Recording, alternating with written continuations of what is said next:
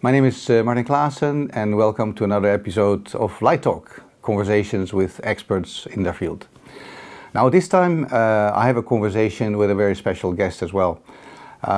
In October 2018 we organized the Professional Lighting Design Convention in Singapore, and its organizer, founder of the whole event, Joachim Ritter, was willing to sit down with me and chat about his life around the Professional Lighting Design Convention and his professional interest in lighting in general. A very enjoyable conversation that I'm sure you also will enjoy.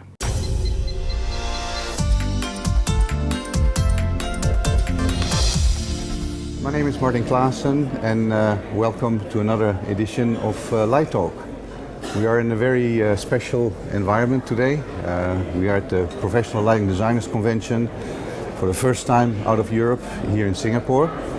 And our very special guest today is no other than the founder of the Professional Lighting Design Convention, Joachim Ritter. Welcome, Joachim. Yeah, thank you. Thanks for taking the time out. It's a busy time with all this. For those who don't know you, it's maybe good if you could give a bit of a background of who you are and what your company does to promote this event. Yeah, my background is journalism, so I'm a journalist for more than 30 years. I started in architecture, and then I changed to the lighting design field in the 90s, and that was a time where lighting design wasn't really defined, and we started with something in saying that there is something else to lighting design than just the technology and energy. So in 1994 we created a company called Via Verlag, and about 15 years later we started organizing events, workshops, seminars and so on. And PLDC is a consequence of that. In 2007 we launched the first PLDC in London, and we gathered 1,000 lighting designers and attendees in the first go, and then it developed from there. Very fast. Now, I'm always been intrigued, how did you make that switch from architecture to lighting? Because there's always something that triggers that switch. What was it for you? What caught your attention in lighting? Well, at that time it was all said that there are three lighting designers in Europe. It was Christian Bartenbach, Hans T. von Malotki and Johannes Dinnebier. So they were obviously working in the field of architecture as a lighting expert or lighting designer at that time. I started with creating a special issue on lighting in the field of architecture, and from there I got response, and I got more response than expected, obviously. And then I started going into this topic, and then it's just developed. So when you have lighting in architecture and it feels good, then you can't leave it anymore. You're just touched by it, and you're caught by it. That's my experience also. Either you're in lighting or not.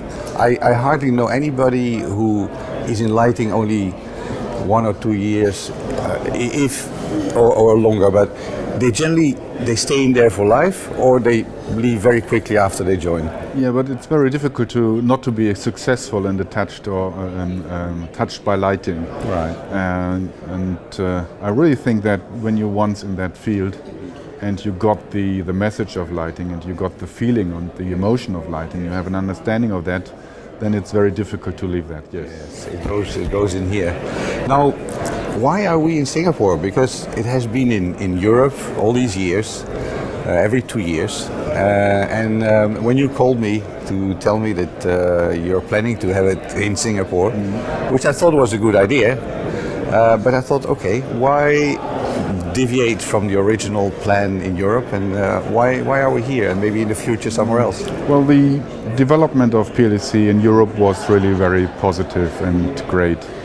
We started with 1,000 attendees in 2007 London, and last year in Paris we had more than 2,000 attendees. Yes. And for us it was a point after 10 years of doing this to think about how it could develop. And I said sometimes in the past we could easily gather 3,000 people. On the other side we would lose the intimacy. Yes. And So I thought about what can be done to keep this intimate atmosphere. On the other side, we want to transfer this feeling and this philosophy of a conference also to other parts of the world. And Asia has a lot to offer, for sure, in lighting design technology, for sure, but also in philosophy. Then we looked at 2 or 3 cities within Asia and Australia, and for the first time, Singapore made the most sense. It does. It is a hub. It is a hub for the region, and a lot of things are happening here. There's a lot of design companies that have their head offices here, but work throughout the whole of Asia. I mean, me included. I've got my office here, but Asia is my playground. So that's true. Now, tell us a bit about the whole concept, because it's not just. It's a convention that also includes manufacturers, quality manufacturers. The whole message is about bringing out quality and creating awareness of what good lighting design is. So tell me a bit about the setup and how you have put this together. Well, obviously I have to view it from a publisher's viewpoint. Yes. And we saw that times were changing already 10 years ago, and now it's clear. In the past, when you have fairs and conferences, manufacturers are trying to sell products which they have on their shelf. Yes. And it was a distance, a sort of distance between selling part and the buying part or the designing part. And the times we are now is that we need to communicate in collaboration to find solutions. Therefore, the climate and the environment needs to change. You need to have a communication platform. And here is that everybody is on the same level. Everybody is accepted as a partner. And that really works nice. And it's not that somebody needs to sell something and the other part needs to buy something or the right product. Now it's a common effort to find the right solution.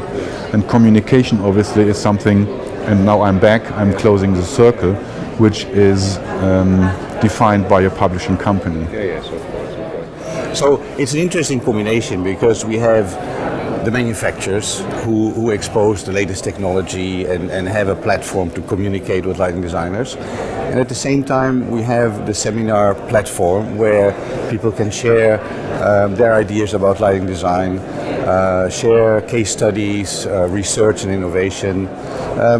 How is that all coming together? Because it's an interesting concept, but we still need to go through a selection process. Who is going to talk there? What makes a good talk? What doesn't make a good talk? What's your feeling about all that? Well, we're basically coordinating. Via has a motto which is called "Creators of Opportunities," All right, yes. and we're not saying that we are the ones who are defining this. We are only coordinating. It means that we ask designers and experts within the field to view and review the suggested topics. Every paper is blind reviewed by 3 designers and given points to that. And obviously we need some person who is part of that specific region or that city or that country who helps us in defining the right direction. Therefore, thank you for you, Martin. No, it was a really interesting experience, because I have submitted papers before and always wondered how that all came together. It was a really nice experience to be part of that, and also give some direction on what's happening in this region. Because I think for you, the challenge is that, having lived in that European Western environment, come out here, you're confronted with a totally different culture. And I think it will enrich PLDC in general to get immersed in the society here, in the lighting community in this part of the world. In fact, there is a big advantage of PLDC here in Singapore compared to the previous ones, because the attendance from Europe is 50% compared to 50% Asia. Right. So it's more international and more helping to exchange between those cultures than in previous European events. And what's the percentage here at the moment? Because we have nearly 800 participants, which is an amazing thing for the first time. About 50% from Asia. and there are 300 from Singapore itself. Yeah. So it's a very typical percentage compared to previous PLDCs. It's always like 25% to 30% from that specific country. And then obviously we have strong countries in Europe like Sweden, Germany, England, France. And that's how it all So the fits. proportion is still more or less the same. That's interesting. I would have expected a bit more from the region. But, that's interesting. Well, we're going to take out quite a lot of interesting facts, I think, at the end when we sort of do a debrief from how that compares. And with that, maybe you're moving forward to do it in America in the future. It would be interesting to see how that all pans out. Well, it is interesting, for example, that from China, there are not many designers from China in this edition. Yes. On the other side, we have had some discussions that especially China needs more expertise, and they're looking for outside expertise outside China, which means in Asia there is already a lot of expertise, but also from Europeans. So we were thinking about how to handle this request, so to speak. And America obviously has a long tradition for lighting designers, starting in the 30s and 40s of the last century, where architects sort of lost the feeling for using daylighting, and they were focusing on the artificial light, but they lost the way of how to deal with that. That's why they ask stage lighting designers to help them to make fast changes in atmosphere. And this is how the profession developed in America. That's a tradition. And the question is, can we as Europeans still enlighten America? Or do they have to do that themselves? To use a catchword. Yeah, to use a catchword, exactly. But you're totally right. If you look at Asia, it's more like a developing country. We all looked at China as like being the copiers of the world, but right now, the industry in China, and then bear in mind that 90% of the lighting fixtures that are being manufactured are actually manufactured in China, is growing to an extent where they are starting to move at par in terms of quality of their products, and possibly already moving into innovating new systems. But there's still a very big need to educate and to create this awareness of quality. And as you know, I'm very much involved also with doing that in this part of the region. But PLDC alone is not enough, and there's lighting associations throughout the world, in individual countries, more also global. And I think you also have some specific ideas for how that could develop in the future, and I think you've got some good ideas on how that could be. So maybe you want to share a bit about the idea of lighting associations and what that could bring. Yeah, I mean, we have to be, I have to be honest, and I think that the traditional way of dealing with association work and policy making is also somehow the past. The future seems to be different. Change is everywhere, and I think that associations are more focused on themselves and not on the market. The largest association for lighting designers is a very good example for that. Their wish is to deliver services and put the association and their members in the focus of the whole political activity and work. But when we look at the lighting design market, this is less than 1% of the whole lighting design market, and we need to develop the quality of the all over market, not only of just 1%. Yes. Therefore, I think associations are important, for sure, but they are not the only solution to establish the lighting design profession. That's true. I agree with that. And also what's happening is that we are moving into a connected world, a world where the IoT is moving very fast and sort of invades the lighting industry and the lighting design industry, which means that there is also a need to connect with this new world. And somehow I feel personally that it also will need to be reflected in the way we deal with associations and how we need to probably partner up and open up possibly to other players that will come in. I mean, there's people like Google and Amazon and that are coming and moving into our lighting design field. So how are we going to deal with them as part of our new world? Yeah, first of all, it's right that associations are very slowly in changing. It's very typical, so it's nothing new. And I think that lighting designers and the whole community, which needs a structure for sure, they have to be open to see this change happening and not just say, I'm a lighting designer and that's it. Because you can't beat these Google and Amazons. So if you can't beat your enemy, collaborate with your enemy. Exactly. That's what I'm trying to hear. So you need to find ways and how it makes sense to do a common effort to develop the society. Yeah? If you're trying to say, I stay with my position, then No. you can't be But successful. we have a definite role, I think, to remain the guardian and the gatekeeper of good quality lighting design, whatever comes in and will be interacting with our lighting design platform. Yes, we have the expertise, and also Google and Amazon and other comparable companies will recognize that at some point. Yeah, and so the more we're active, they will be faster in learning. Absolutely. But somehow we need to make this connection and this link.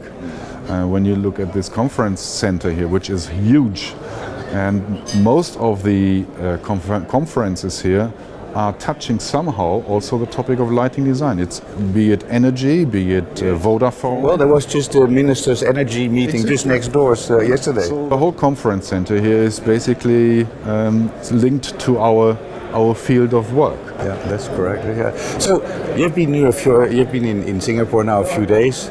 I think this is your second time in Singapore. What's your impression of Singapore and what you've seen, even in terms of lighting? I feel very, very well here.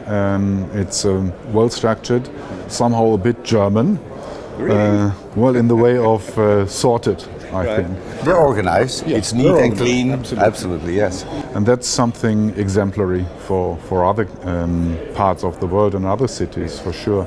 In that sense, I can understand if there are goals defined by the city municipality, which can be adopted in other parts, for sure. The lighting design, especially of the hotel, is an icon, and every lighting designer once in her lifetime need to experience the gardens by the bay, for sure. So there is a lot to see, a lot to learn, and therefore I really think that we made the right choice and decision for staging the first PLDC Asia in Singapore. I think so too. I think it was an excellent decision. But it doesn't give you the total feel of going to the real Asian side, because in a way Singapore is a bit westernized, right? You don't feel totally displaced. Yes, the temperature and the tropical environment and all that, and you have the hawker centers where you get the local food. But once you would go to Kuala Lumpur or Jakarta or Bangkok, you get in a totally different environment. Sure, because we can't develop the whole world within one day. No. It's a long process, and it's all started with the first step. For sure. So step by step, we have the chance, and I think I'm very positive in that the world can change, and we can tackle all the issues we have, be it energy. I'm a strong believer in green energy solutions, and I'm not believing in atomic power. I'm not believing in burning coal to destroy coal. Solar energy. Yeah, solar energy for sure.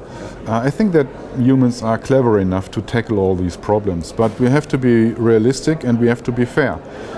It will not work if there is a social difference between one part of the world and the other, and it needs to be balanced. Otherwise, we will not solve all issues, and we will keep having new issues, as we see at the moment in Europe or even in America at the moment. Yeah. No, I think we see a big drive to sustainability, and I think Singapore also is an example in terms of sustainability, in terms of being smart. They have a specific smart nations division, which does nothing else. But the funny thing is, these are all vertical divisions who hardly talk to each other. So if you want to try and get hold of government institutions and talk to them on a more general platform, it's quite difficult. Again, you can see that smart solutions, smart cities is one side, but if you don't have the smart people in communicating and developing these smart solutions, then it's only half side of the coin. In that respect, your motto of smart move, I think, was really nice. It really fits with that. Now, I think we wouldn't exist without the sponsors. I think that's a really important aspect, because in order to finance all that, to make it work, we need the sponsors.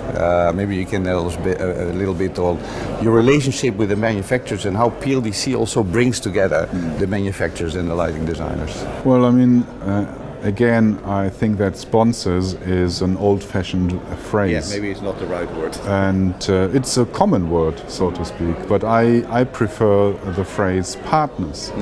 And of course we need those partners.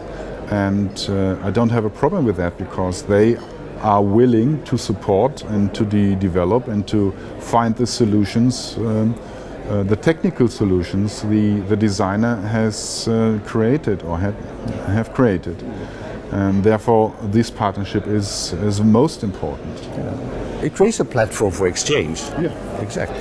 And again, there is a change in the lighting design world, and we can see that companies which were successful for more than 100 years are now fighting with the new market structures. Very and challenging, and scary as well. But that's how life is. That's how it all happens. There's always an end and a start and an end. Only the sausage has two ends, and that's why you always, as an industrial company, you have to be aware of the changes and not ignore them, so to speak. That brings me to the new generation. You and I are from the older generation, but there's a whole new bunch of lighting designers coming in. People who have only known the LED technology as their own source of lighting. What do you see for them in store for the future? Well, we still know the candle, interestingly enough. And the fireplace. And the fireplace and the natural light. So that hasn't changed. The only thing which changed is obviously the technology and the artificial lighting. But that makes me very positive. We were able in the last 24 years to establish and to push bachelor and master courses in lighting design. And now these experts, I would call them already experts, are entering the market on a higher level than many designers were in the past. In the past, they always said that it's the passion. You need to have passion to be a lighting designer. I think so. Now, it's still important. No, it's still important for sure, because lighting has to do with emotion.